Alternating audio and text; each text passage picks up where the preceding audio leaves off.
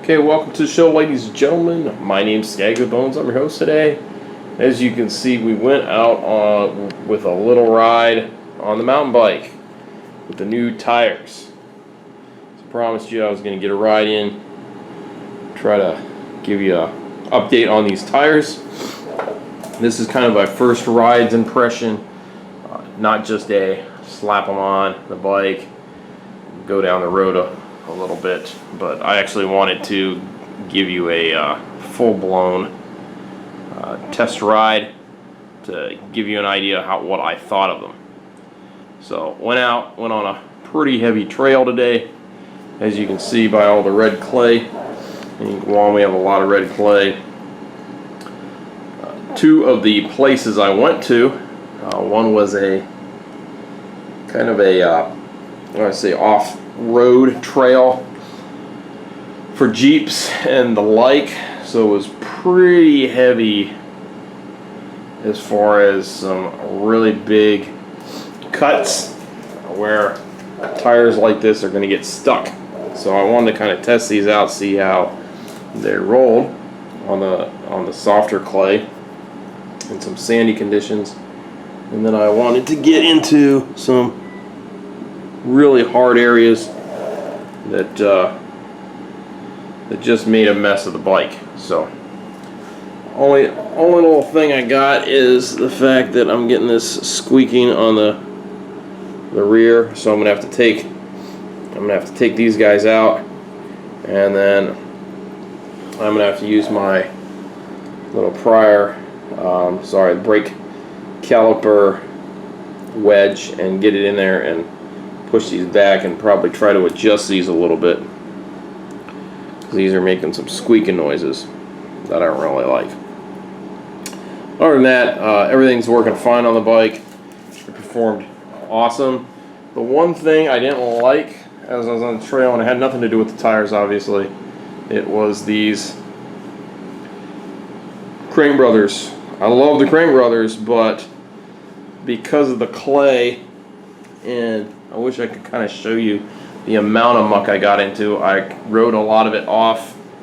I had to get off a couple of times. If you are doing a lot of jumping, I suggest going with the mallet, simply because when you don't get clipped in, you still got a platform that you can pedal on. And when you're trying to do jumps where you're trying to jump on the bike and clip in real quick, it's really difficult when you're trying to do technical jumps and things like that. And a lot of single track type of things, so it can become kind of difficult. So these were completely caked in mud. That wasn't a problem, but if I had mallets, I could have extended the little spikes out, and I could have probably just used the pedals as is as a platform pedal while he's trying to clip in every single time. So if you'd see my shoes, at one point the buckles were so caked in mud I couldn't actually get the shoe off. I had to literally scrape the mud and the clay out of the buckle in order to release the buckle. So the mud had locked my feet in my shoes. A lot of mud and gunk in here as it is. These were completely caked up to the limit back here with mud. I'd probably gained about a 1/4 inch of mud on top of these tires. They still did really good. And then I used a downhill that we have here in Guam that is a lot of grass and some gravel and fire road. And I ran down that probably about 55-60 miles an hour and just shed all the mud and dirt off. But as you can see, you still have a lot of mud and dirt in here. Of course, this is nothing compared to what was on it before. A lot of sticky, just gunk. Just made a mess of the bike. So a lot of the clay and stuff up here. I need to really clean everything out. I'm probably going to give my forks a good overhaul. It's probably that time anyways. Had a couple falls, nothing big. No big deal. I did fall on the other side at one point. I was coming down an embankment, and the tire caught in a rut from a other vehicle larger vehicle, and it caught in there, and it was muddy in the rut. It was literally, it just rained, so mud was in the rut. And the clay, if you don't know anything about red clay, it's extremely slick. When it gets a little bit of water on it, it becomes almost like rock. And so the black tire just slipped right into the rut, and I fell over. So I couldn't pedal through it or anything. I was just slipping everywhere. So not a big deal. Got back up. Fortunately, it hit the pedal. It didn't hit my rear derailleur, so my rear derailleur's fine. Still shifting good. Should be an issue. But overall, really been really happy with the Kinetics with these 2.6-inch wheels. Really super happy with them. It performed admirably, really great. Not a problem. Just really happy. I'm gonna have to take her out, give her a wash. Haven't had a chance to do that. Got back, had some company for New Year's. It was New Year's Day, by the way. This happened. So, had some company, got back, decided to throw the bike in the garage. You know, most of the mud and dirt I chipped off of it anyways, and just get it put away. That's it for a little bit of a I hope to do a follow-up on this. I'll probably do a little bit bigger follow-up, maybe possibly a cleaning video for you on this guy. We'll see about that. Might do something like that. Just take it out and wash it, spray it off, get it all clean. Like I said, she is quite dirty, but not a big deal. Had worse. One thing I found is I really don't like this bottle cage. She just not holds too well. So I stopped off. I had to get some stuff. I wanted to get a new chain protector. So I got a giant chain protector just like what I have on the road bike. It's a neoprene. One pretty good. I thought about getting a more expensive set.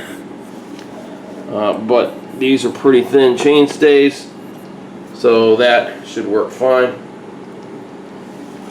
And then I decided to go with a aluminum bottle cage. This should hold a little bit better.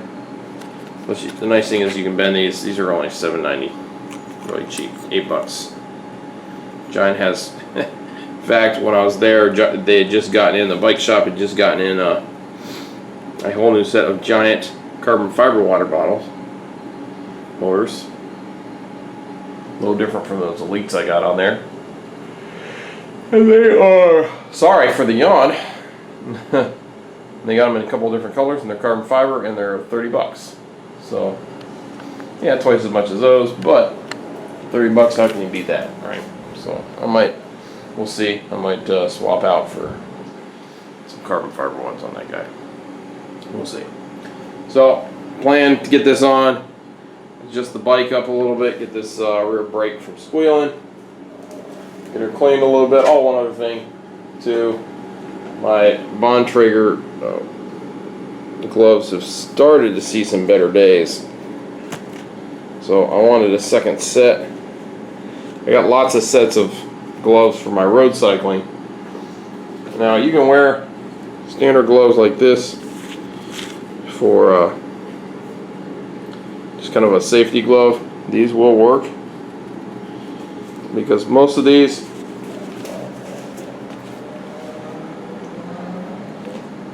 will kind of have this little patch here that you can wipe sweat off your brow. Same way these do.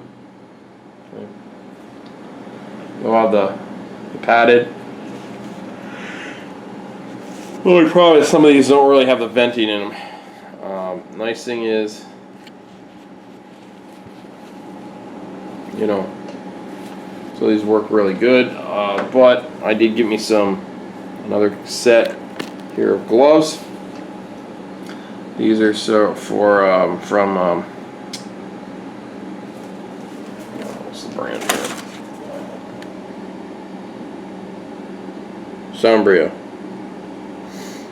Okay. There's the case, by the way, for the chainstay protector. $11. Not much. These guys aren't cheap. They're padded.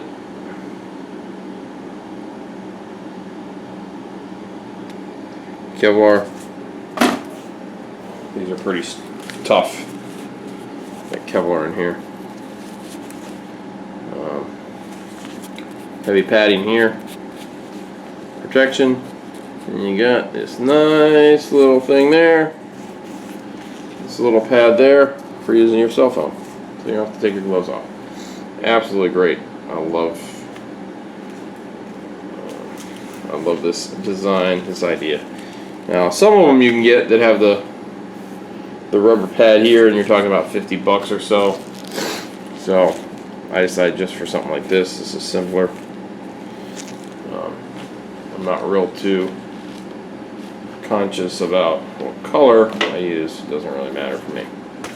Okay, so that's it for me for this video, folks. Hopefully you guys enjoyed the video. If you did, make sure you give us a thumbs up. It always helps. Like always, make sure you hit that subscribe button above. And as always, keep riding.